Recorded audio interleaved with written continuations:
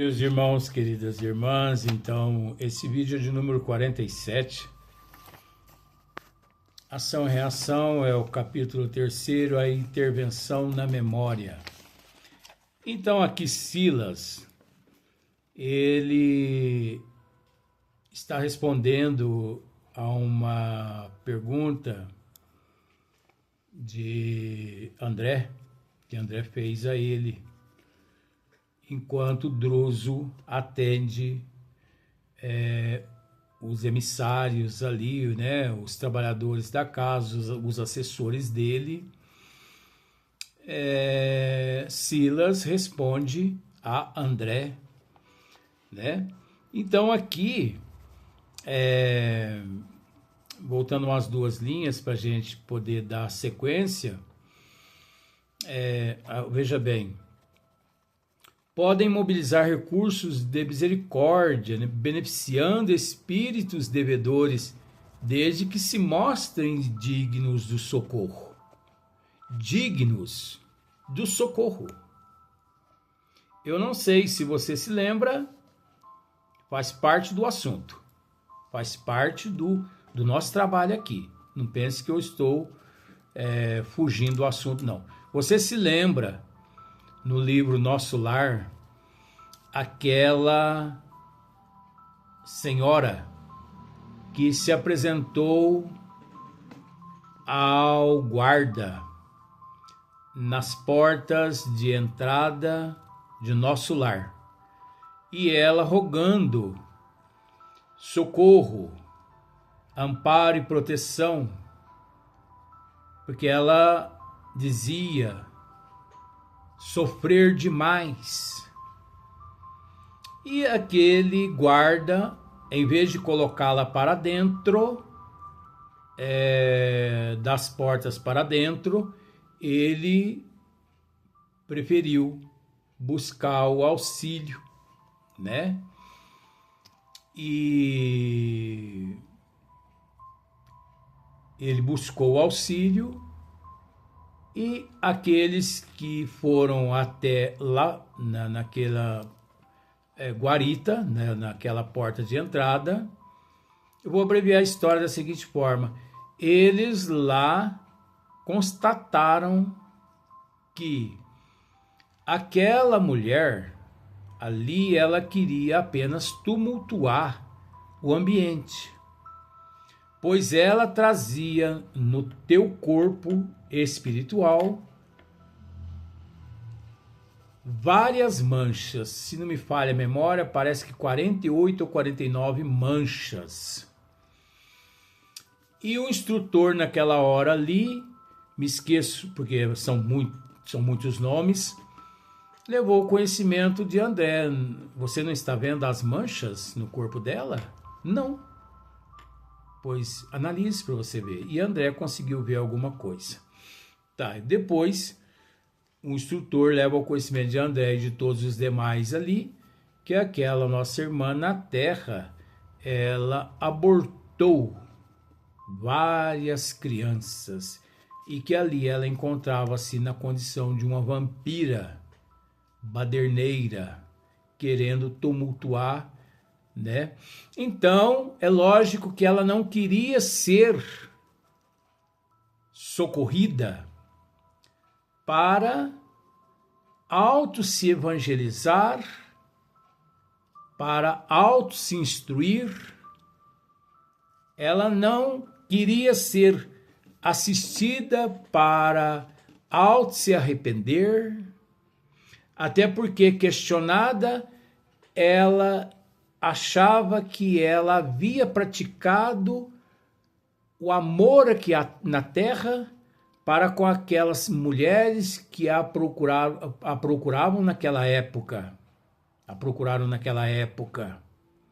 Então vejamos, ela abortou um grande número de crianças, mas mesmo assim ela achava que ela tinha praticado a lei do amor, que era ter libertado aquelas mães daqueles diabinhos em seus úteros. Entenda a história dessa forma para você ver.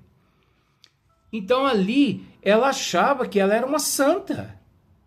Ela achava que ela havia agido aqui na terra de acordo com os desígnios de Deus. Ela achava que aqui na terra ela tinha praticado a lei do amor, praticado a caridade, e ela não estava disposta a adentrar nosso lar para se redimir, não, porque ela já se sentia redimida. Você conseguiu entender essa história lá, em nosso lar? Ela já se sentia uma santa. Ora, ela já se sentia. Então ela não aceitava que falassem que ela tinha praticado algum mal aqui na terra. De forma nenhuma. Então o instrutor deixou ela ir embora. E quando o instrutor leva ao conhecimento dela alguns fatos, ela sai blasfemando, xingando, impostores e tal. Então, imagine, se coloca um indivíduo desse dentro de um departamento ali em nosso lar. Ela ia causar uma barbúrdia ali dentro de nosso lar, daquele departamento. Ela ia intoxicar a mente de muitas pessoas ali que já se encontravam em processo de recuperação. Então, se o indivíduo não quiser, conforme dissemos no vídeo anterior, é o indivíduo que permite ser resgatado. Depois de muitos anos, depois de algumas décadas, ali na desintoxicação perispiritual e espiritual, ele, de tanto sofrer aquele processo, chega uma hora que ele se curva realmente aos desígnios do Pai, porque mais cedo ou mais tarde não há esse que não se curve aos pés do Pai. Não há esse. O indivíduo, ele pode permanecer alguns bilhões de anos-luz, vamos usar esse termo, praticando o mal. Mas um dia, ele se cansa e ele se curva aos pés da magnanimidade, da inteligência suprema, causa primária de todas as coisas, Deus. Ele se curva. O contrário, aquele que pratica a lei do amor. Pois aquele que pratica a lei do amor, ele nunca que se cansa. Pois quem pratica a lei do amor nunca que precisa se curvar aos pés de Deus. Por que ele nunca precisa se curvar? Porque ele é obediente aos desígnios de Deus. Ele reconhece a magnanimidade do Pai. Então, quem é. Não precisa lutar para ser, porque ele já é. Você entendeu? Mas existe, aqui olha só, espíritos servidores, desde que se mostrem dignos do socorro que lhes abrevia o resgate e a regeneração. O que isso quer dizer? É preciso entender, gente, que todos nós, aqui no planeta Terra, nenhum de nós, é lógico que esse nenhum não é generalizando, porque há aqui na Terra alguns espíritos, algumas centenas de espíritos reencarnados, a pedido de nosso Senhor Jesus Cristo, para ajudar o progresso aqui na Terra. Então esses, a pedido de Jesus, aqui estão reencarnados e estão reencarnando aqui na Terra. Mas o resto, vamos colocar assim, em 100%. 1% a pedido do Cristo, mas 99% da humanidade só se encontra aqui na Terra graças à misericórdia de Deus e à misericórdia de Jesus. Porque se não fosse a misericórdia de Deus e de Jesus, não estaríamos aqui. Por que misericórdia? Porque todos nós aqui nos encontramos na condição de filhos pródigos. Todos nós, 99% filhos pródigos. E uma vez na condição de filhos pródigos, porque nós desobedecemos os desígnios de Deus em outras existências, tentando desafiar Deus, tentando barganhar com Deus, ignorando a magnanimidade e o poder de Deus. Mas Deus é tão misericordioso que nos concede a oportunidade novamente, de novas oportunidades através das reencarnações. Então existe aqueles que intercedem uns pelos outros. Mas não basta, por exemplo, eu interceder por você, se você não quiser. Vou fazer uma colocação aqui. Por exemplo, você bebe, você faz bebida, você faz uso de bebida alcoólica. Tudo bem. Há como eu, nos departamentos espirituais, à noite, interceder-se por você. Assim, como eu me interceder por você. Só que eu chego, isso é uma história para você entender, muito superficial para você entender, porque se nós mergulharmos no âmago dessa história, você não vai conseguir entender, como muitas pessoas até hoje ainda não conseguiram entender as obras básicas de Hipólito Leonard Rivail. Então, por exemplo, eu chego em você e digo assim para você: olha, o álcool ele está prejudicando não só a sua saúde física, como também a tua evolução espiritual. Você tem consciência disso? Tenho.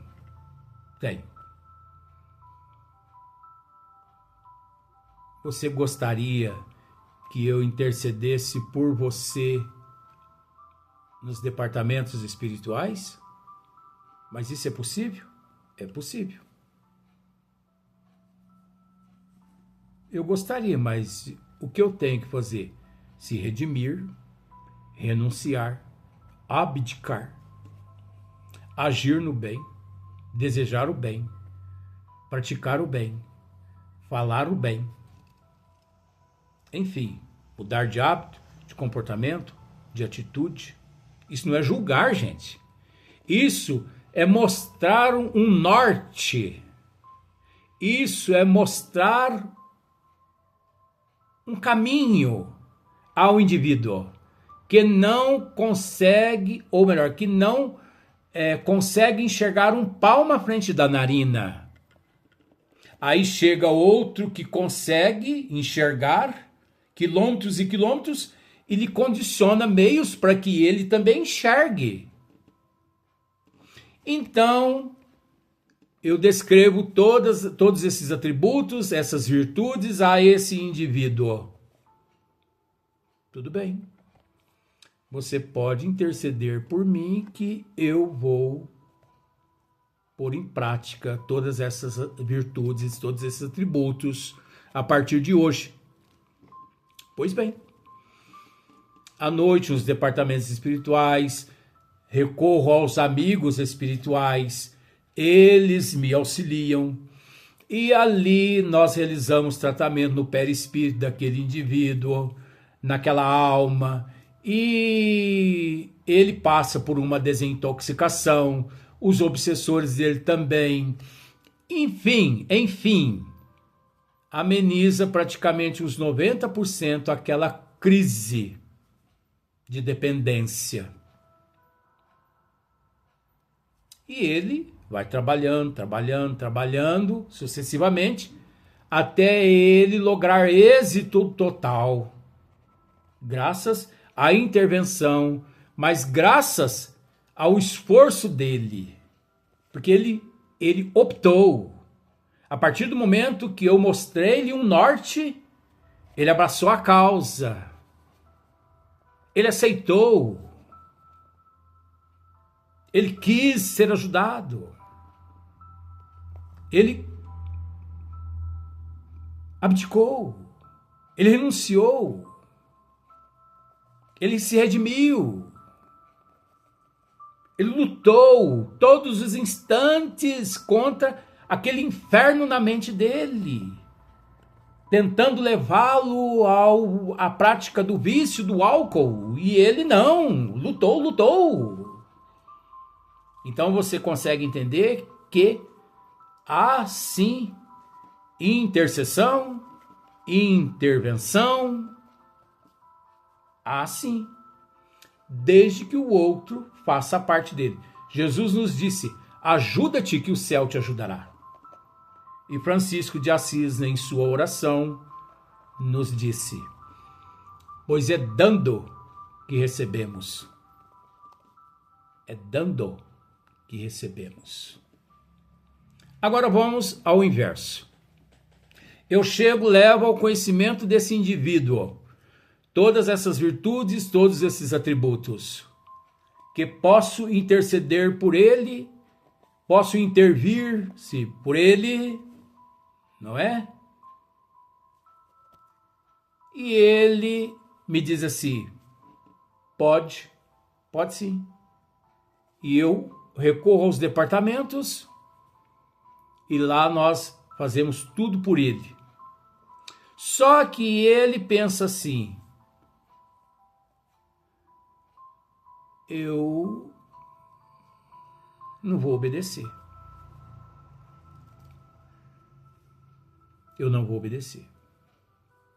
Daqui um ano, ele conquista, vamos usar esse termo, uma cirrose, um câncer hepático. Uma cirrose hepática, um câncer hepático, né? E ele vem a óbito. Ora, ele não quis, ele não quis ser socorrido. Ele não quis que ninguém intervisse no caso dele. Ele não quis, porque ele não se ajudou. Ele não se esforçou. Ele não procurou se ajudar. Isso é um processo natural na evolução do ser. Ora, gente. Então você consegue entender que o primeiro passo é nosso e não dos espíritos. O primeiro passo é nosso. Por isso que não devemos culpar os espíritos em momento algum por aquilo que nós praticamos aqui na Terra de errado.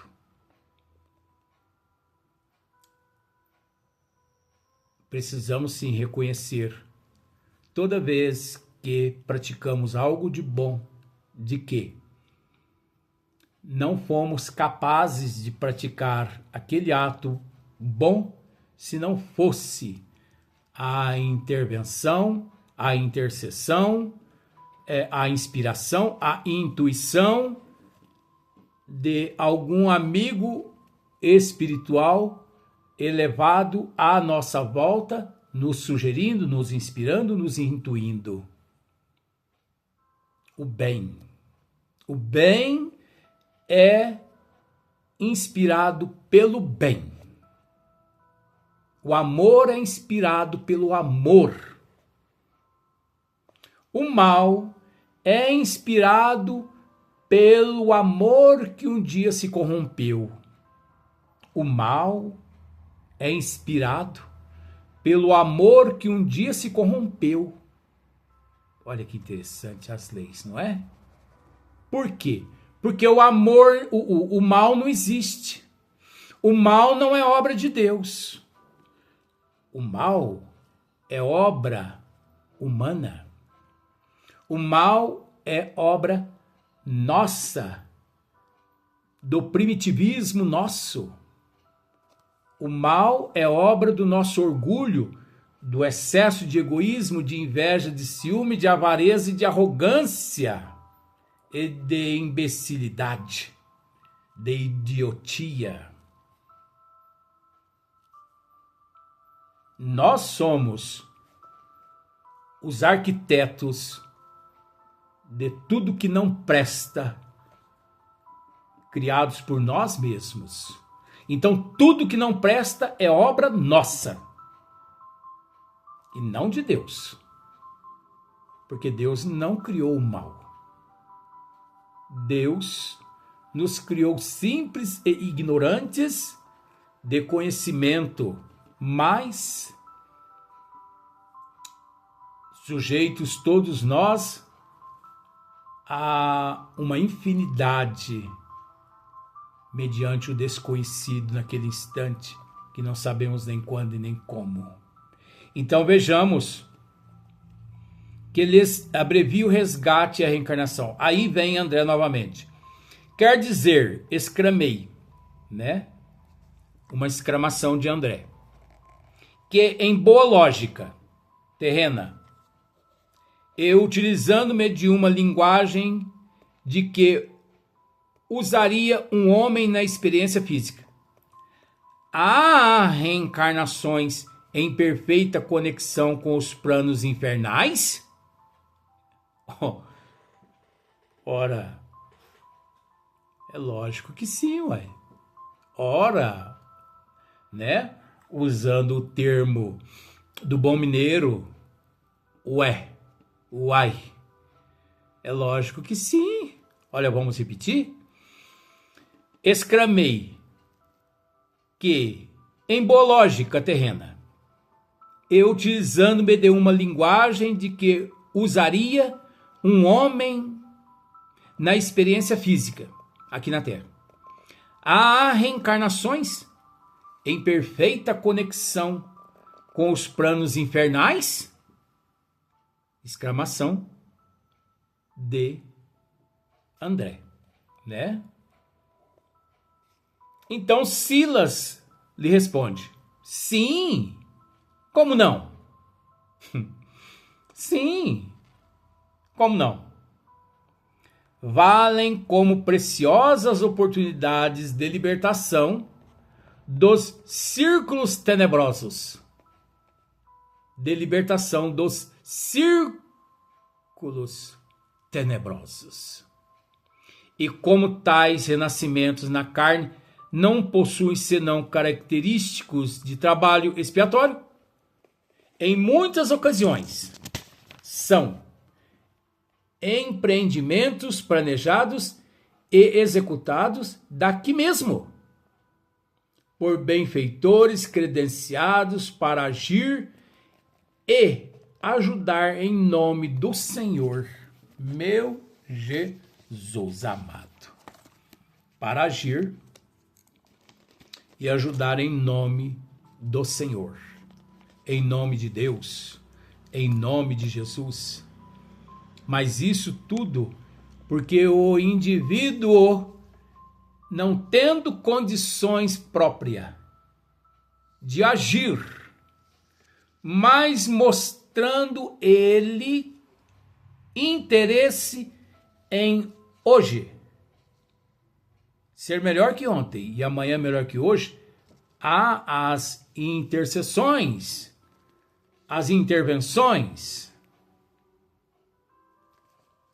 há aqueles que interferem para o bem evolutivo daquele indivíduo. É lógico que uns mais limitados, outros menos limitados. Por isso que não devemos julgar ninguém. Não devemos julgar ninguém. Vejamos bem. Nós vamos contar essa historinha aqui para encerrar esse vídeo e o restante nós vamos deixar para o próximo vídeo do próximo dia. Você vai conseguir entender por alto o que nós vamos transmitir aqui agora.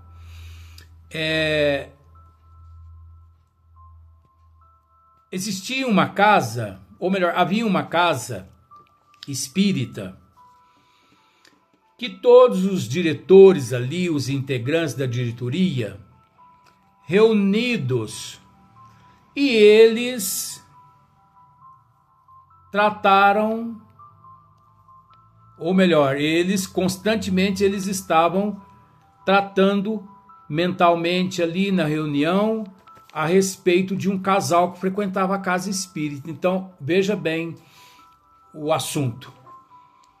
Ali na reunião da diretoria, eles diziam uns para com os outros assim, olha, nós precisamos conversar com o casal, por exemplo, Agripina e Agripino. São nomes fictícios que nós estamos inventando aqui, porque essa história é real aqui na Terra. Agripina e Agripino. Por que nós temos que conversar com eles? Porque já faz 10 anos que eles frequentam aqui a casa espírita. Eram frequentadores da casa espírita.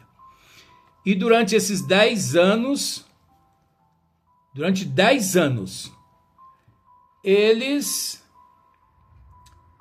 já tiveram 7 filhos. E a Agripina está grávida novamente. 8º filho. Tem alguma coisa errada, nós precisamos orientar esse casal. Vamos convidar esse casal para a próxima reunião da diretoria? Vamos. Porque vocês sabem, né? Então todo mundo ali... A vida está difícil. Muita dificuldade, está difícil demais criar filho e tudo mais. Sempre aquelas desculpas, né? Aqueles pretextos. Chegaram no Agripina e na Agripina e convidaram eles para a próxima reunião da diretoria. E eles, muito humildes, um casal muito humilde, muito simples, compareceram na reunião. E, pois não, vocês gostariam de falar com a gente? Sim. Sentam-se, ficam à vontade, tomam uma aguinha, comam uma bolachinha. Olha, Agripina. E eles foram tratando com muito carinho, com muito amor, para não ofender o casalzinho muito humilde. Mas, muito bem, vocês têm 7 filhos, a Agripina está grávida novamente, 8º filho. E vocês não pensam em encerrar? Não?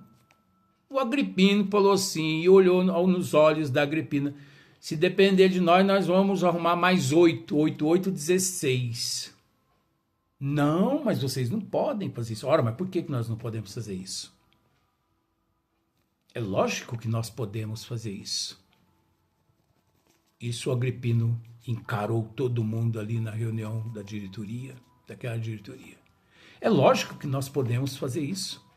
Nós podemos ter 16 filhos, 20 filhos, quanto nós quisermos. Até porque é um direito nosso. E vocês precisam entender que vocês mesmos aqui nesta casa, que sempre nos incentivaram a ter filhos. Nós, sim, vocês que nos incentivaram a ter filhos.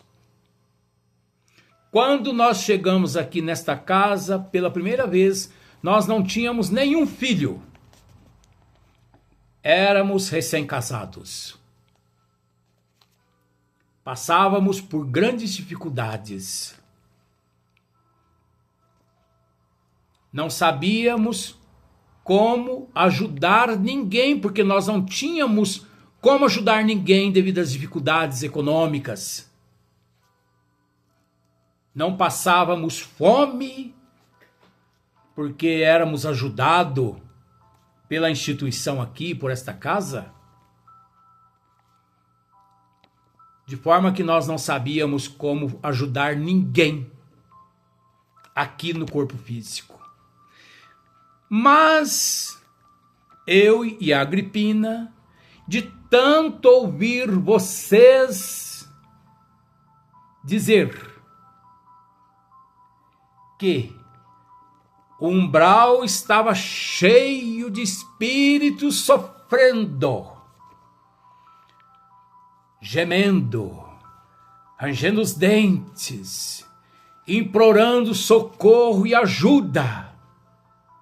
De tanto vocês comentar, todas as reuniões vocês diziam: vamos orar pelos nossos irmãos que se encontram nas regiões umbralinas.